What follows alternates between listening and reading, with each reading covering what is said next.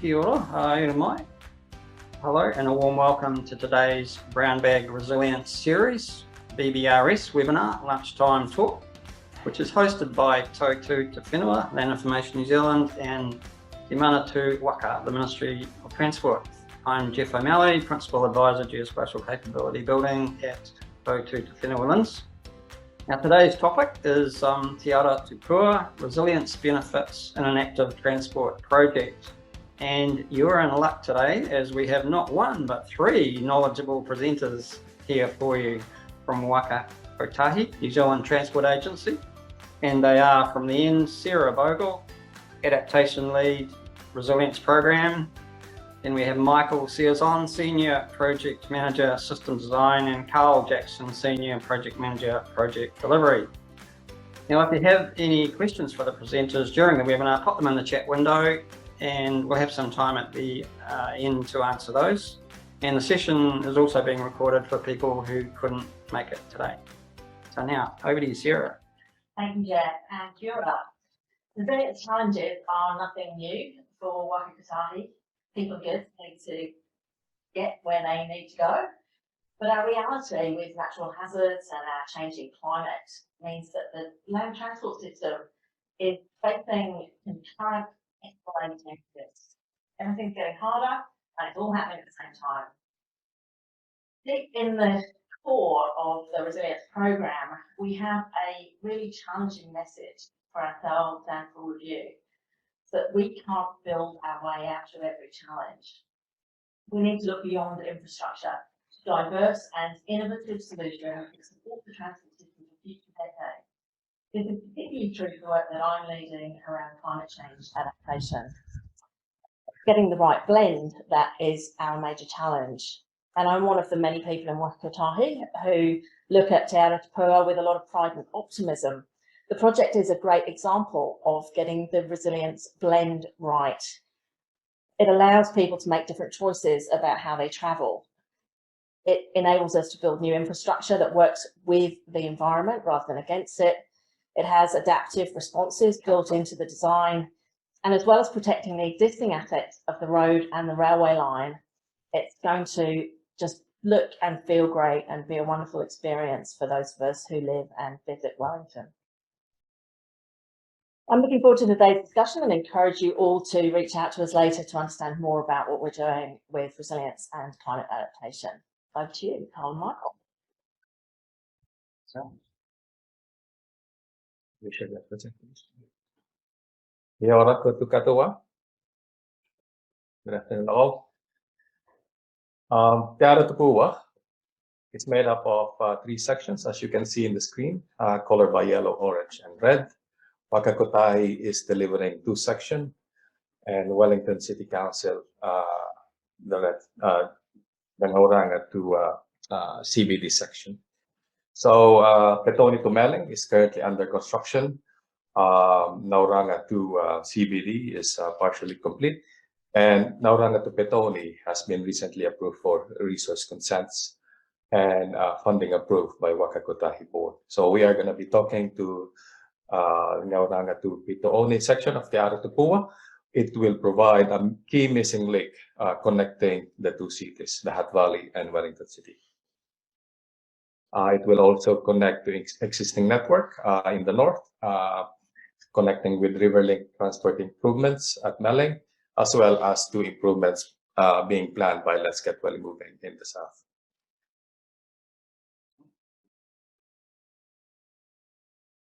So the primary objective of Te Ara Tupua is to provide a safe and walking cycling infrastructure.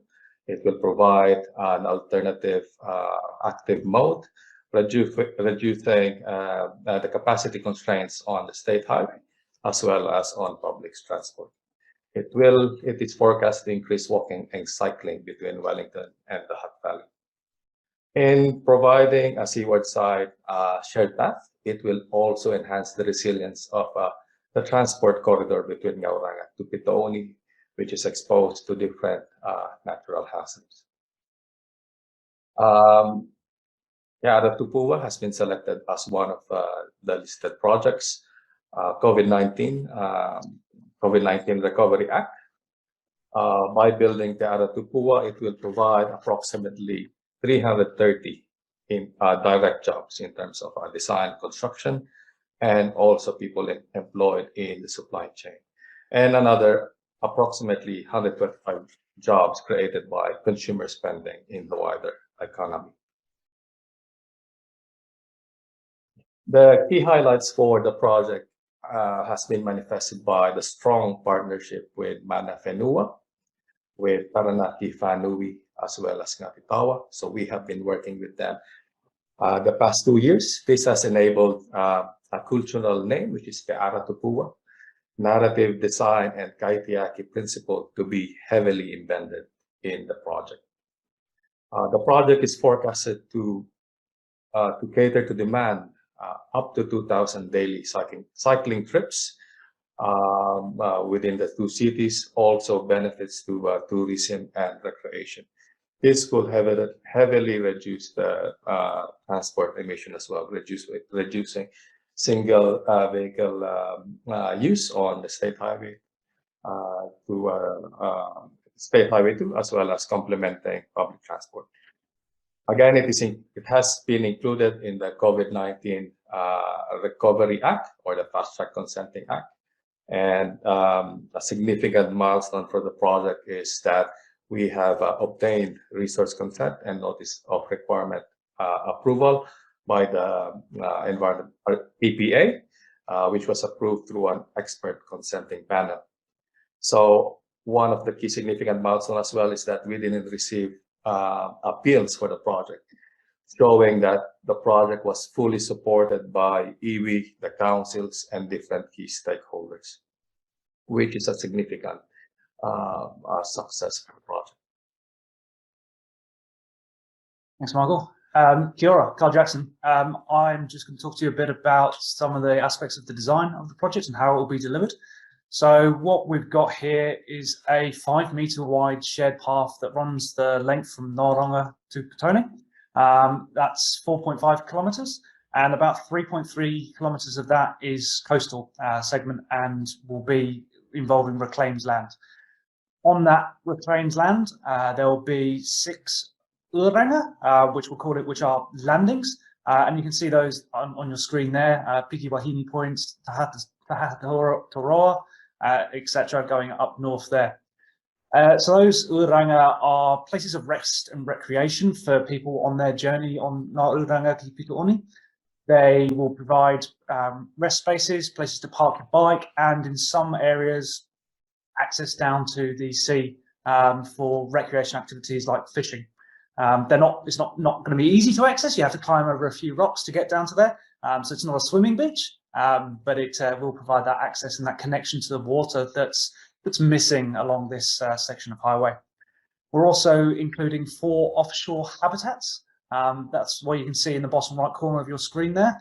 Those are nesting and roosting places for birds that are being dislocated from their original nesting habitats, and that's one of the ecological offsets that we're going to be delivering as part of this project to minimise our impact on the environment and make sure that overall it's as net neutral or beneficial as positive. And then at the southern end of the project, there will be a bridge that you can just see in the left-hand corner of the screen there. That bridge will provide connection from the seaward side of State Highway 2 over the rail corridor, and then connecting to the existing pathway along Old Hutt Road. At the northern end of the pathway, Jeff, we'll also connect to the existing Honiana Te Puni Reserve up there, as well as the Petone to Melling cycle where it's been constructed, and eventually the Petone Esplanade as well.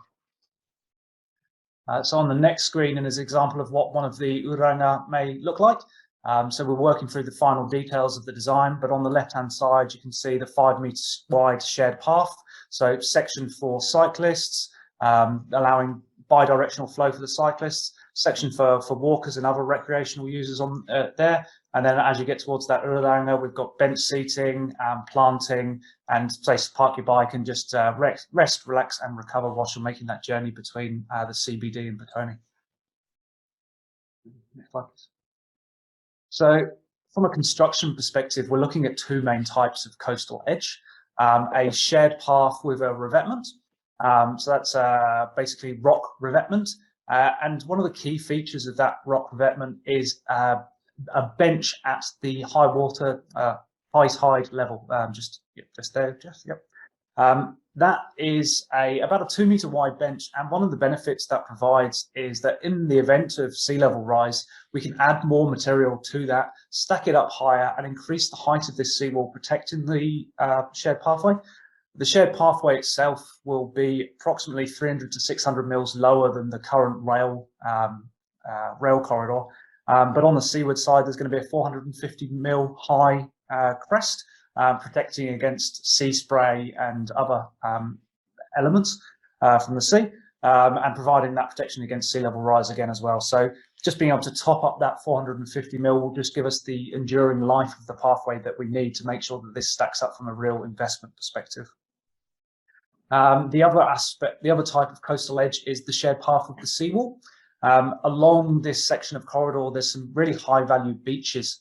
They provide nesting places for birds, lizards, and other avifauna.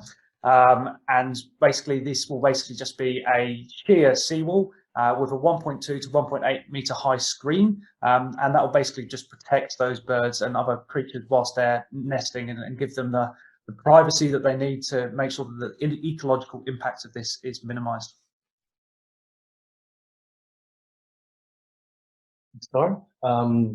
So there's a history of storm surge event impacting the transport corridor. Back in 2013, there was a rail washout which closed the rail for a week. So it took, I think it was a week to repair that damaged seawall. It's not only impacting rail users, but as well as State Highway 2 users, because most of the people who took public transport shifted to driving. It was estimated up to 40 million of economic impacts for that period. Apart from major storm and storm surge events, flooding has been very consistent along State Highway Corridor, which has impacted State Highway 2 users. So the new revetments and seawall provided by Te Ara Tupua will mitigate these events. So it's going to be a stronger seawall, protecting the rail corridor as well as the State Highway 2. Slide. By providing a walk and cycling link, we are looking to reduce the number of people driving on State Highway 2. So in terms of if there is a huge event, so landslide events are not mitigated by the project, but providing a seaward side shared path will provide an operational, in the event of a landslide, it will provide a walk and cycling link. So it makes sure that there's still a link between Wellington City and the Hutt Valley. So those are the key resilience benefits of the project. And not just that, the bridge will also be weighted to carry vehicles. So if there is a need for emergency vehicles to get down this side of the corridor, for example, State Highway 2 being closed, they'll still be able to get between the CBD, where obviously the biggest hospital in the region is, up to the Hutt Valley. Right. So in terms of where we are at with the project, you may have seen the recent media announcement of the project. We got funding approval last week, and a media announcement was made last Friday that we are partnering with down in New Zealand, Heb Construction and Tonking and Taylor to deliver this project.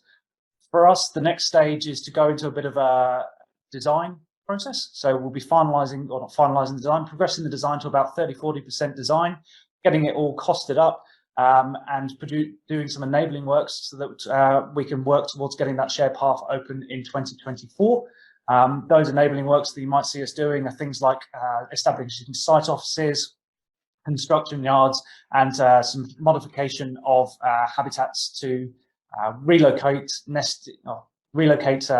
penguins before they can nest or molt, so that when we do come to do the works in this area, there's no penguins in the way.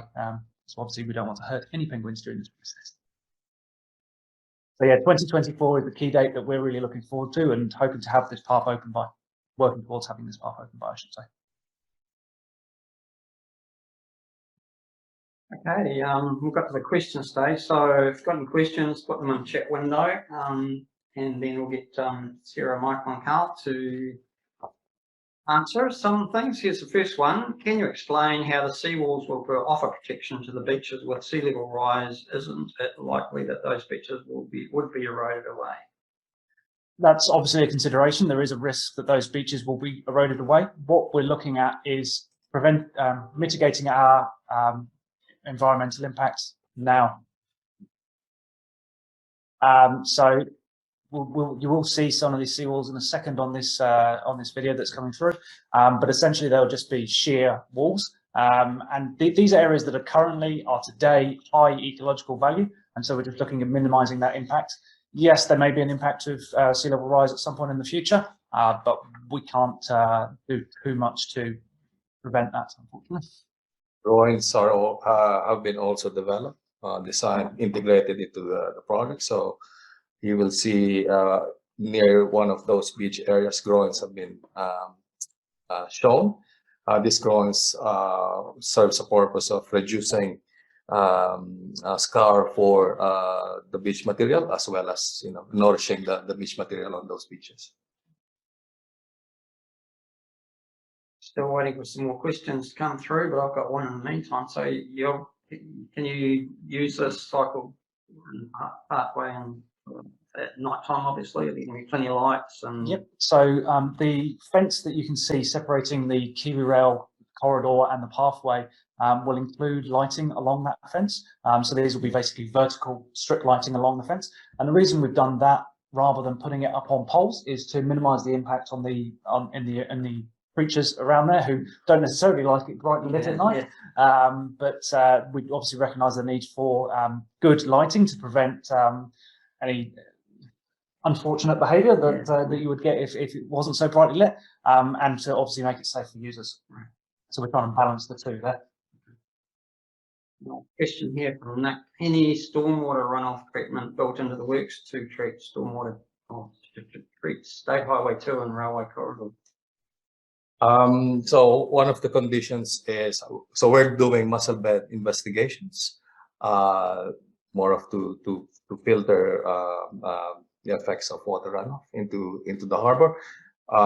We have 1 year to see if the mussel bed investigations are successful, and if not, then I think the backup is to provide a stormwater treatment to treat the runoff coming from the state highway. Next question. What are the assumptions on the percentage or number of car trips offset? What are the assumptions on the percentage or the number of offset car trips that are presumably offset by people using the pathway? So in terms of demand, we forecasted the demand based on the walking cycling. So currently at the moment, there are 700 cyclists, a couple of walkers. From a cycling perspective, we see that as increasing up to 2,000 cyclists, both directions. So that is the forecasted demand on cycleway. So you may make an assumption in terms of how many vehicles, but yeah. So within the research, we cannot say where they're coming from. Maybe it's suppressed demand. It may be coming from people using public transport, opting now to use active modes. Here's a question from obviously a hardened Wellingtonian. Any provision for shelters for people suffering hypothermia? There's currently nothing in the design for that. There will be areas at each end with sort of water facilities and the likes. Unfortunately, due to the challenges with getting water supply and wastewater away from this, there's going to be no facilities for toilets or anything like that along the pathway, but there will be facilities at either end. This is one of the groins I was talking about, just passing through. Our next question, were there additional costs to choose a more resilient approach to the project? And if there were, how did you go about getting organisational buy-in? Can you expand on the resilience? Well, additional cost to choosing a more resilient approach. Did that have any additional costs that you wouldn't have used in a, well, I don't know whether it's a normal project, but yeah. So from a resilience perspective, there's a resilience issue within the corridor. So mainly, as you can see, the hills. So there's always a risk of a major landslide. The project will address the storm surge and any flooding risks coming from the sea, natural hazards from the sea.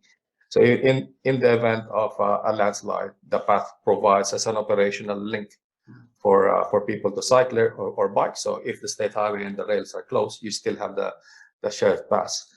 In terms of the project, we have improved the resilience by building those seawalls and rock embedments, but by providing an alternative link. The Waka Kotahi is looking at different projects in terms of improving State Highway 58 or an east-west link. You got good organisational buy-in for resilience aspects. That's resilience is one key part for Waka Kotahi, especially this corridor is one of the key links between the two cities or within the Wellington region. Okay, question from Ansel. How did you decide on the width of the walkway, 5 metres? It's based on the Osroad's guidance, mainly looking at the daily users, so weekday commuter traffic, and during the weekend recreational users. It's going to be tidal, so from in the morning we will see people coming from the Hutt traveling to Wellington. There might be a few people traveling the opposite direction, living in Wellington and working in the Hutt, or maybe from Johnsonville. And then in the afternoon tidal, so PM peak will be approaching the Hutt and a few people going back to Wellington. And then the weekend users is going to be both from both directions. Do you think during busy times most cyclists can have to be single file, not two abreast? Is that how it's going to work? It's a shared pass basically. So we will essentially see walkers. It's not delineated at the moment, so that's going to be part of the detailed design. But we expect walkers to be staying on the seaward side because so they can enjoy the view and stop on those Urangas. Cyclists will be on the rail side, so it will be multi-direction, and we hope to see that people will be more will work together in terms of how the shared path will operate. So I think we would all have loved to have seen a 10-metre wide shared pathway with grade separation between faster cyclists, slower cyclists. There's a cost. There's a cost implication. That's So we have to balance what's recommended by the likes of Ostro's versus what's actually financially achievable. So common courtesy will prevail. And I think adding on to Carl, one of the key challenges to this project is because of reclamation. Reclamation is a non-compliant activity, and to reclaim or to provide a bigger shared path or to have a wider revetment, it makes it really hard because the impact on the coastal environment becomes higher. So that's why we've come to a trade-off that we see as a 5 meter, and the design of the seawall and the revetment is appropriate to achieve walking and cycling benefits as well as a resilience benefit. Okay, we've got 5 or 6 more questions. We've got 5 minutes more. So what is the separation between the new path and the rail corridor, and what consideration has been given to the rail noise on users? So a 4 meter buffer, so that has been agreed with Kiwere, that will provide safety for users for the shared path. So chips or any rocks or debris coming from trail. So we have agreed that 4 meter is enough. It will be separated by a 1.8 meter mesh fence. And any consideration to rail noise? How to get rid of it? Well, nothing explicit in the design. I mean, there'll be landscape pathing in elements where we can, which will help break it up, but nothing specific. Is it in user perspective? Oh, no. It's so impressive. Okay, moving on. Next question from Richard. Can you confirm what level of serviceability the shared paths shall achieve after a major seismic event, i.e. time to make pathway trafficable again by both vehicle and cycle pedestrian users? It depends on how major. If it's, I think it will be, compared to the road, it can be opened faster. It will depend on the consent conditions, how we, so for example, some fill closes the path, how we can take those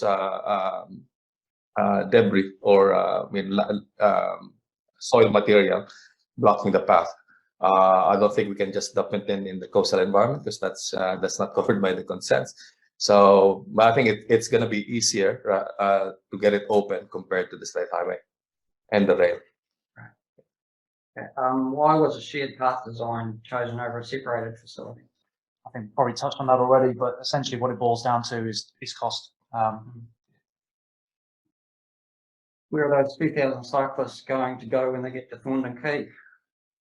So we're working really closely with our council partners in terms of that southern end of the Te Ara Tupua link to look at what is delivered by the likes of Let's Get Wellington Moving and how we connect together. So make sure that when they do exit off the Te Ara Tupua Ngā Ūranga Petone and then exit off Thorndon Quay, they've got safe places to go.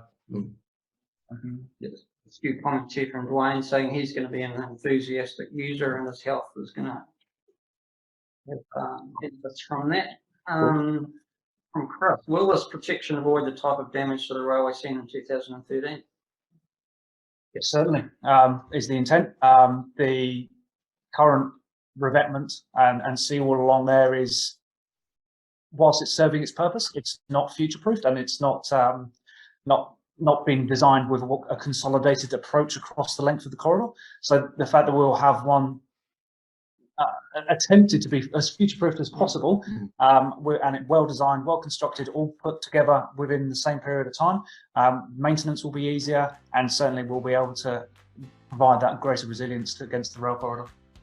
It provides, I think one thing I didn't know is that it provides a benefit to Kiwi Rail as well, accessing the rail corridor. So any breakdowns or anything they need to fix on the rail line between along this corridor, they can easily access it along the shared path.